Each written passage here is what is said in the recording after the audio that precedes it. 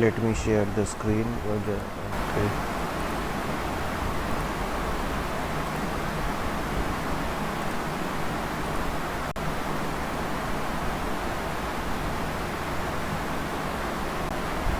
So we are already in the first unit of the syllabus, and we completed some of the portions of the unit 1, and some other aspects are there to be completed. So basically we are on the track of the unit 1, and we also came to know many ideas about ethics, right? Professional ethics, okay. And we also will come to know in a little more detail way that what is personal ethics, what is business ethics. Are there any differences between personal ethics and business ethics? Okay, so this is the second topic of the first unit, right? Uh, the, the first unit apparently consists of some introductory aspects of professional ethics, and the first one was about what is ethics, nature of ethics, characteristics of ethics, okay, etc., etc.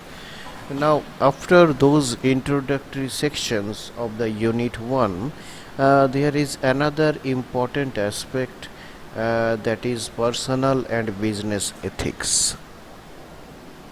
And I have collected all the data that I will be providing in the form of PPT are available in the book which I already uh, shared in your Google Classroom, AC Ferrando Professional Ethics. You can refer to that book. That book is really good, and I also simultaneously follow the book which is available in college library as well as in the book of AC Ferrando, because many portions are there which are not available in college book. Okay, so we have to refer to several books, otherwise the syllabus cannot be accessed. So AC Ferrando is a very good book, you must refer to this one. And now personal and business ethics, okay, we came to know what is ethics, okay, that you should have some ethics, you should have some ethical values, you should have some ethical approach, you should have some ethical manner, right? In each and every aspect of human life, ethic is always embedded in, ethic is always intertwined, okay. So we will try to look at how ethics works in personal sphere as well as in business sphere or professional sphere. But before we look at the function of ethics, how does ethic work in society, in personal dynamics of life, in professional dynamics of life, we will look at the basic aspects first. And the number one is personal ethics, morality and law. And the next one is how are moral standards formed, because moral standards, I will talk about it later, but just to touch upon it, moral standards are formed, moral standards are created in a society, and the moral standards are a result of a number of socio political, cultural, linguistic, national factors. Because what moral standards are in UK are not similar in India, or vice versa. Or even to be more precise, what moral standards is in Gujarat may not be 100% similar in Haryana, isn't it? So moral standards are subject to change, they are not permanent, they are they are not static, they are not fixed, they are changeable over time. They are changeable over centuries, isn't it? So we will look at it with some important aspects later on. But right now we will look at the personal ethics. Can you see the screen? Is it visible? Yes, sir. It's visible. Okay. Okay. So what I was talking about is, yes, that personal and business ethics. Okay, now we will carefully look at the points that I have made. So, the first point, personal ethics refer to the set of moral values that form the character and conduct of a person. It is very much important to understand the difference between personal ethics and business ethics. Okay, so personal ethics refer to the set of moral values that create the character and conduct of a person. What kind of ethics you have may not be similar to other one, may not be similar to somebody who has may have different kind of personal ethics. Okay, suppose for example, if you say that yes, going out of the house at night is ethical for me, or going out of the house is not ethical for me, right? So both are ethical in its own right, in its own place, in its own context. Okay, it depends on the personal realization, personal perception. How do you look at the issue? Okay, so nothing is positive or negative, both are ethical in its own right. For example, suppose meat of particular animals are eatable in some communities, that is ethical, but some meat of some animals are not eatable in some particular communities, that is also ethical. Both are ethical.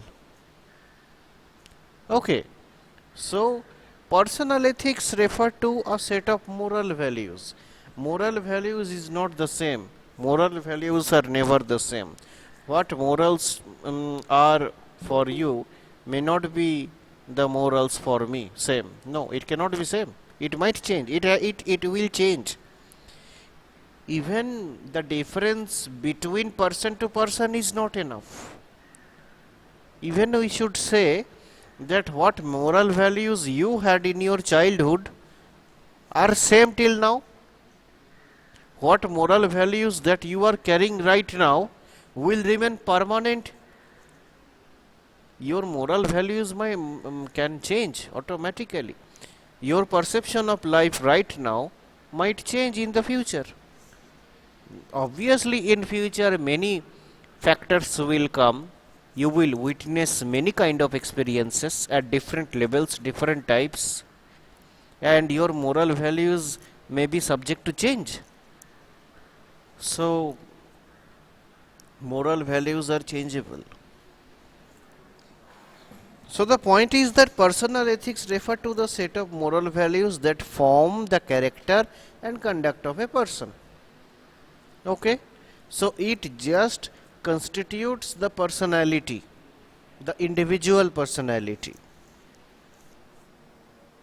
Next point, organization ethics or business ethics or professional ethics, all of them are synonymous.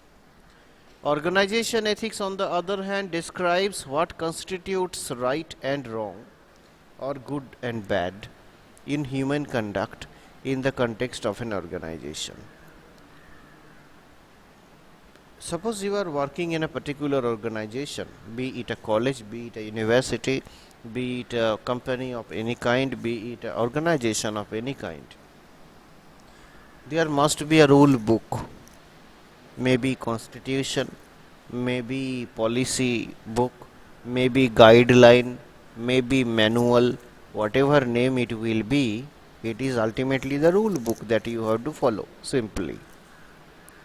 And that will tell you what is right, what is wrong for you. that will tell you that this is fair, this is not fair. That will give you a guideline of your human conduct in the organization during the working hours.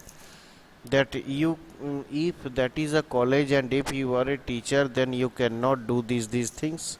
If you are so and so, then you cannot do those things. So organization ethics is not personal ethics. Organization ethics is a kind of civil obedience to the organizational rules.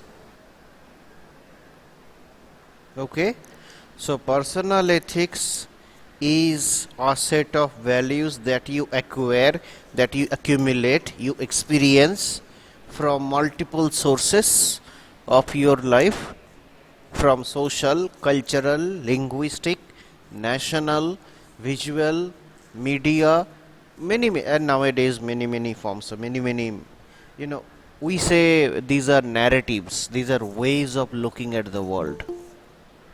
Okay, many narratives are there. Even upon a particular issue, there are multiple ideas, multiple narratives. Okay, uh,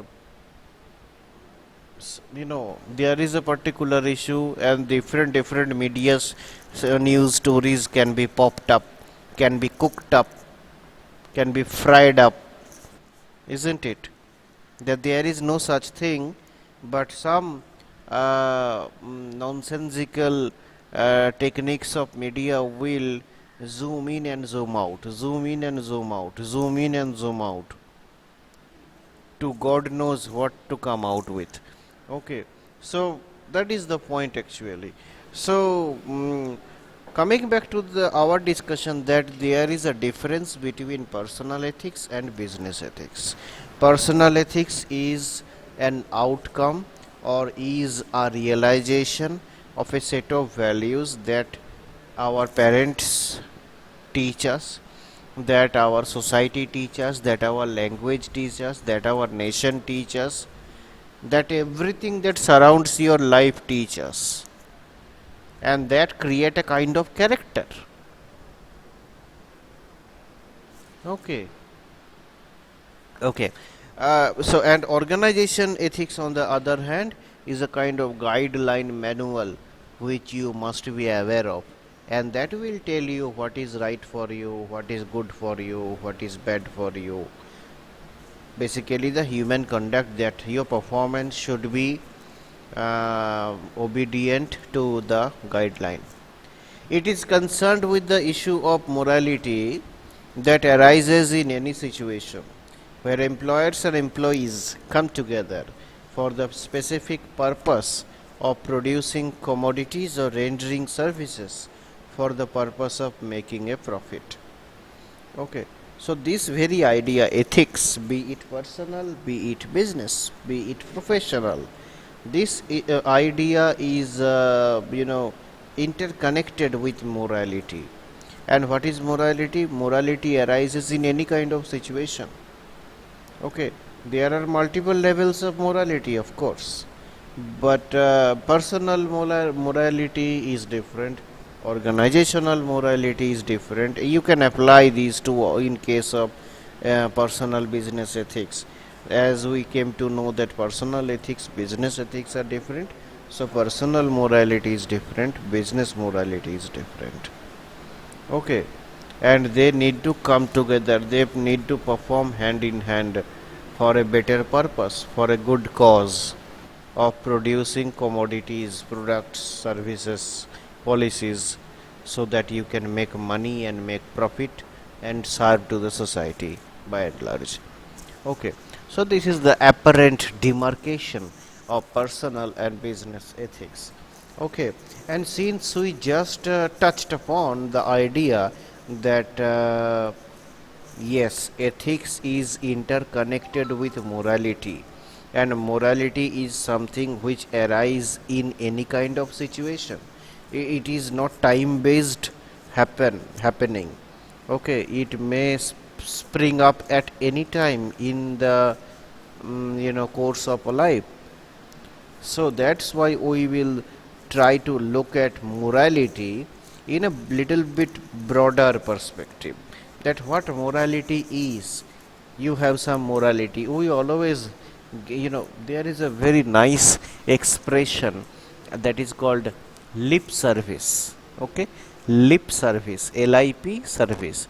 Lip service means that are a soothsayer, you are a sweet speaker, you are so sweet in your speaking. Okay, but inside you are not so, right? So that is called lip service.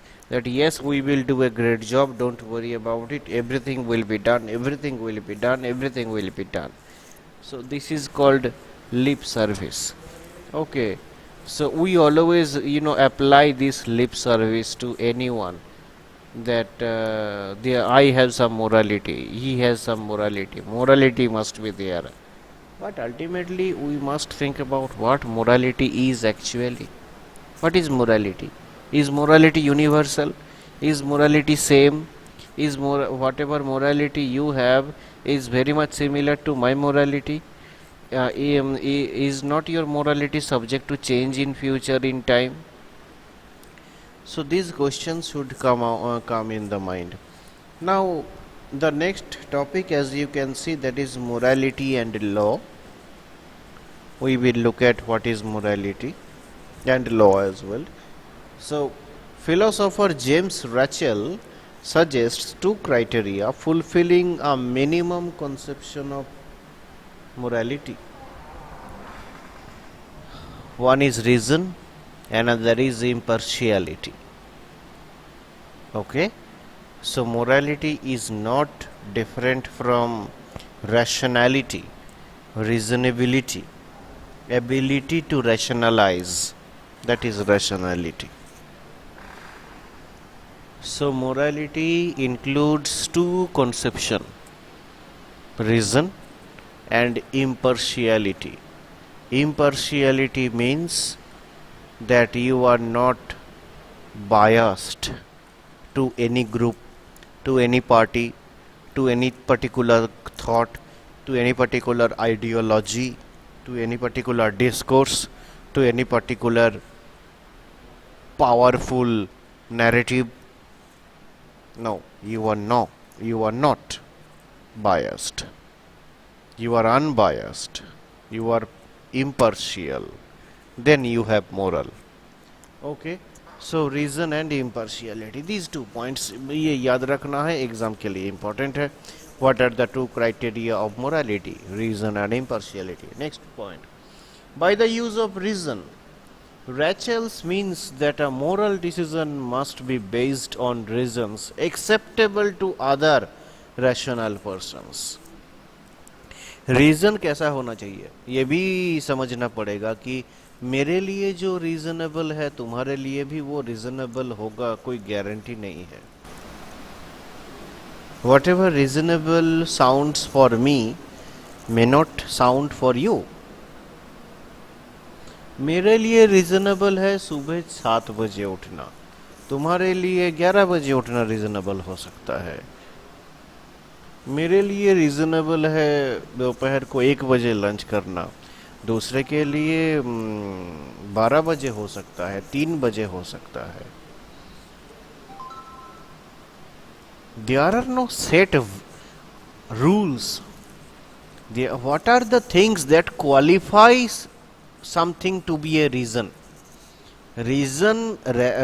Reasonable कब बोलेंगे हम?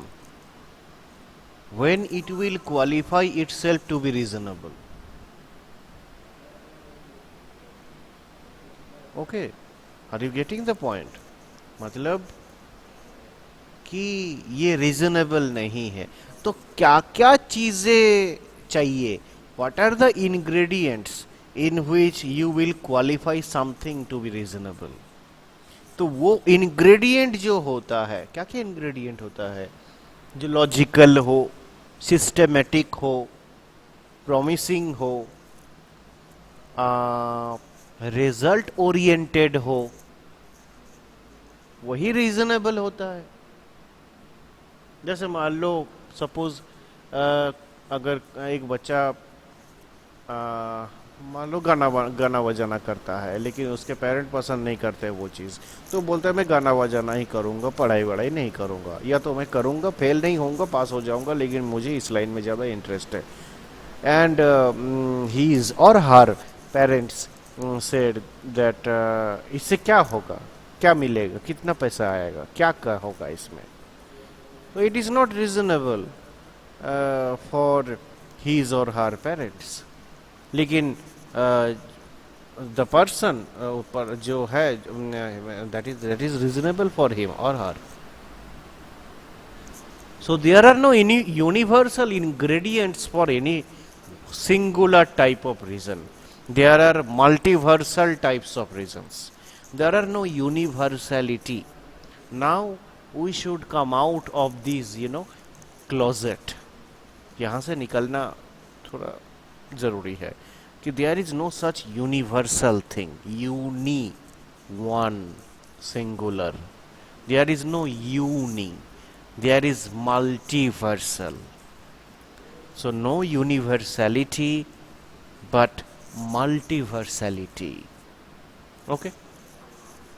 So that you need to keep in mind. So if you understand these aspects, then definitely you will not consider morality to be universal. You will not consider morality to be universal. You will not consider reason to be universal. Reason is multiple. Whatever reasonable sounds to you right now may not be reasonable. It may not sound reasonable to you tomorrow or day after tomorrow or 1 week or 1 year. There is no guarantee. Right? So, what Rachel says about reason, that a moral decision must be based on reasons acceptable to other rational persons. मतलब मेरे लिए जो reason है वो दूसरे के लिए भी रीज़नेबल होता है, तब वहाँ पे मोरालिटी एग्जिस्ट करता है, नहीं तो मोरालिटी एग्जिस्ट नहीं करता है. Okay, that is the conditional situation. The criterion of impartiality is fulfilled when the interests of all those affected by a moral decision are taken into account, with, of course, the recognition of finite knowledge of the repercussions of any ethical decision. It's a long line. Let's cut it out. The impartiality is fulfilled when the interests of all those affected by the moral decision into account. मतलब those persons, you have to be inclusive. The point is that you have to be inclusive. You cannot differentiate others. You cannot leave others. You cannot bypass others. You cannot overlook others. You have to include each and every one. That inclusivity, that inclusiveness, that inclusive attitude is a sign for impartiality and hence morality. Following Rachel's, then, any legitimate moral theory must meet the tests of reason and impartiality. Definitely, if you have morals, you must have reason and impartiality. People often tend to confuse legal and moral issues. Okay, most of the times the legal issues and moral issues sound interchangeable, but they are not. Legal issues are documented one. Moral issues are experiential ones. They are perceptual ones. Legal discourse are, documented. Constitutional issues, those are not cognitive experience of life. Cognition, recognition. Okay, cognition matlab all kinds of factors, all kinds of aspects, all kinds of emotions in different times, different contexts, from childhood till now.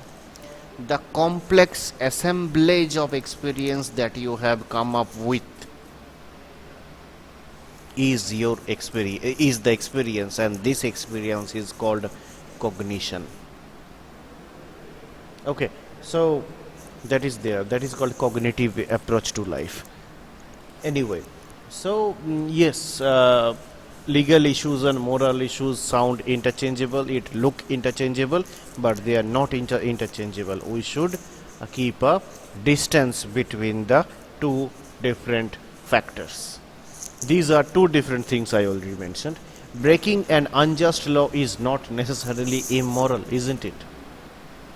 Breaking an unjust law is not necessarily immoral. Okay, getting the point.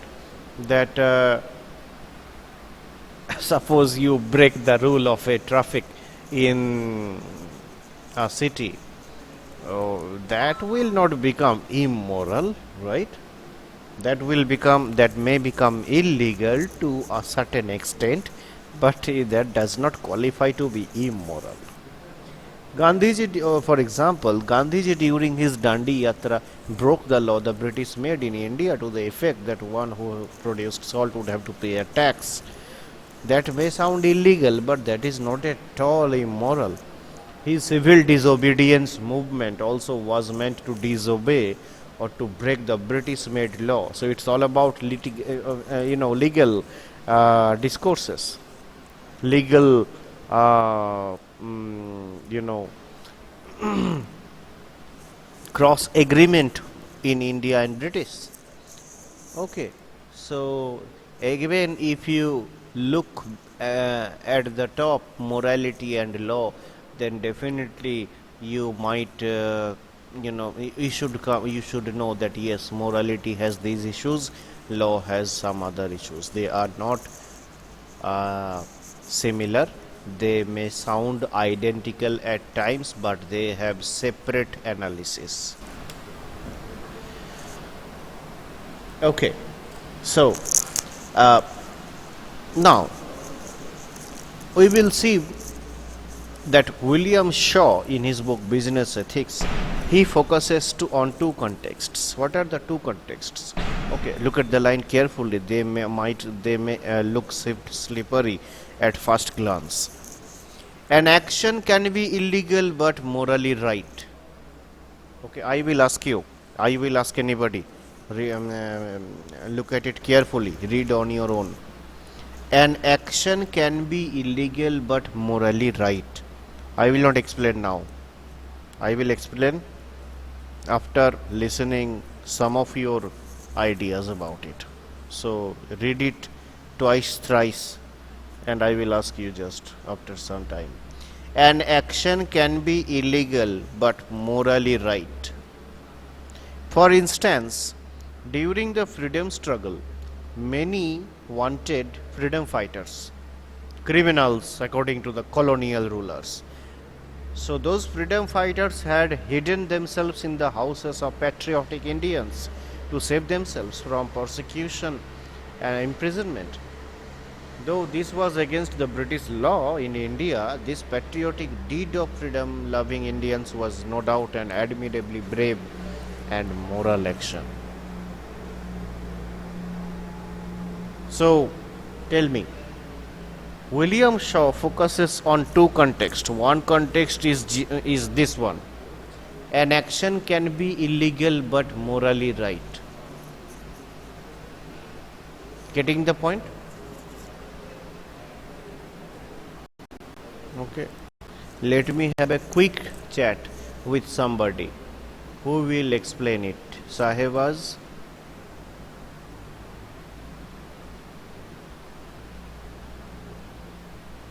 Yes? Anybody?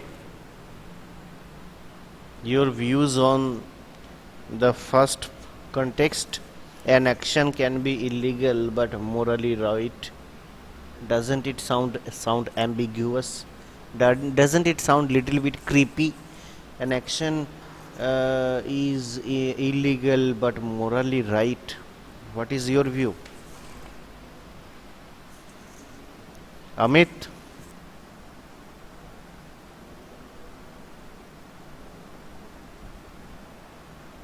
Hello, आवाज आ रही है ना?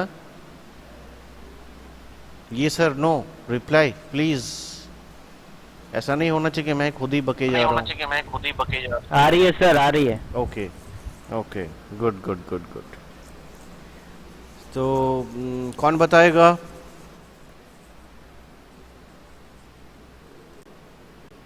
मुझे अब थोड़ा list देखना ही पड़ेगा लग रहा है।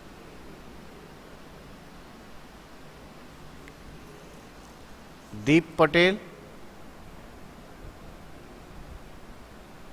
दीप।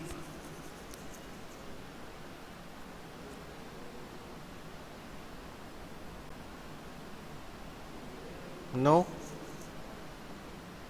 Sir, sir, I have one example. या Uh, the rebellions fighting civil war in oppressive country. Then because the rebellion are fighting for the uh, particular right of people living in country, citizens of country, but uh, according to the perspective of country, it's totally illegal because they are using very armed forces. But it's morally right because they are oppressing very wrongly and torturing the citizens of country. Right. Okay, yes. Any more example? Some different example, something else? Somebody, maybe Priyanka. What is your view on it? Morally right but illegal action. How does it sound? Yes. Are you there? Yes. Okay. So Priyanka, what is your opinion? Can you give an example in it? Morally right but illegal.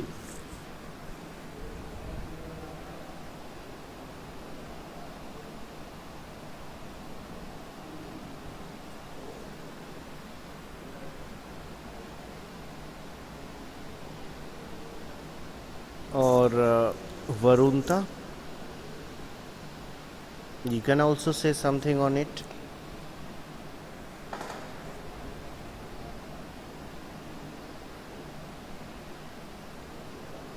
Yes. Is something coming up in mind or blank? Suraj,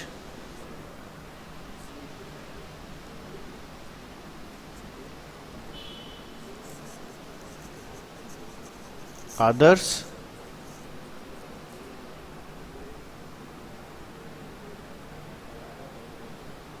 Other Singh has left the meeting.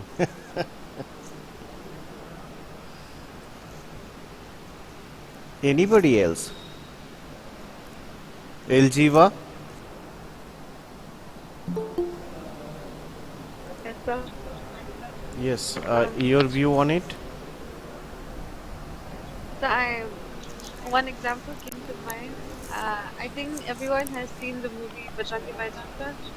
So the Salman Khan, who was the actor there, he Mm-hmm. crossed the border illegally, that is true. Like take the little girl back to her parents' home. I think that is quite an example, sir. Yes, obviously. Yet it may sound a good example. Yes. Okay. Uh, Fine. Yes, that can be addressed as morally right and illegal. I remember the movie, yes, the dialogue, तारों के नीचे से आया हूँ. Yes. Okay. Yes, so definitely an action can be illegal but morally right, isn't it? And so this is the first context of William Shaw in his book Business Ethics, and the next context is an action that is legal but can be morally wrong. Okay, I missed that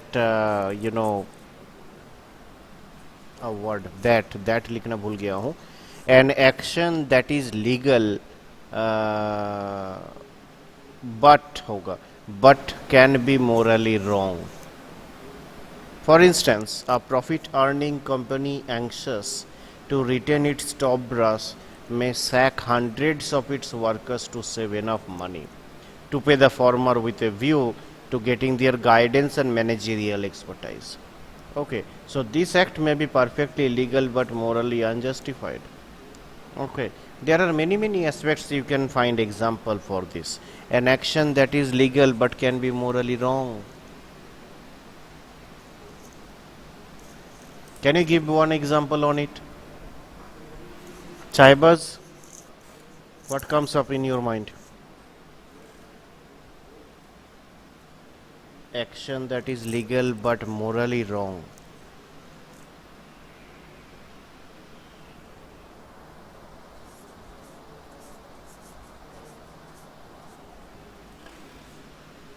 Yes.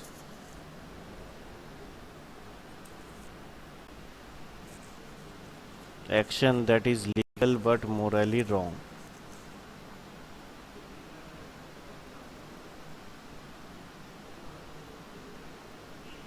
Hello, good afternoon, sir. Okay. Yes. Yes, Yadav. Yes. Good afternoon. Bolo. Sir, if we have helped a friend, but the purpose of helping was a right intention, but lead to a problem caused. Morally, it became wrong, Okay. wrong direction.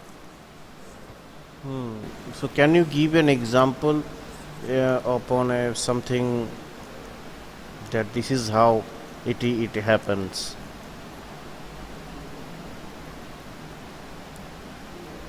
Means, sir, we are trying to help someone, but the person next to us Hmm. makes profit and Okay. only thinking of his own intentions and self-esteem.